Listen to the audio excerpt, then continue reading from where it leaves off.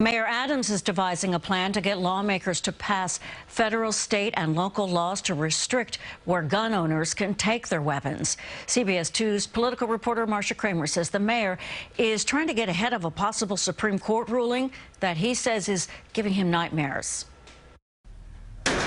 Think about it. The people who can now only bring their weapons to a gun range may soon be able to openly carry them wherever they go if the Supreme Court overturns a New York law that has been on the books for 108 years. They could bring them on the subways, to sports stadiums, banks, schools, churches, synagogues, and all kinds of places. This keeps me up at night.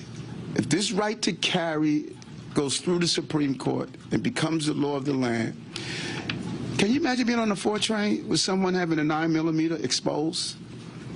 Everyone on the train is carrying.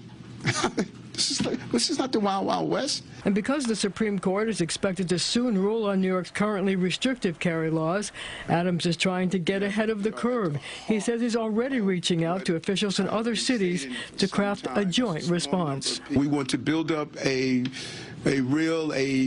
task force across the country: Atlanta, Chicago, Detroit, St. Louis, New York, San Francisco, all of these places that are dealing with violence, and we want to put our legal minds together, come up with some real legislation on the federal level, our state level, and our city levels to get prepared for this. The response will depend on the nuances of the ruling.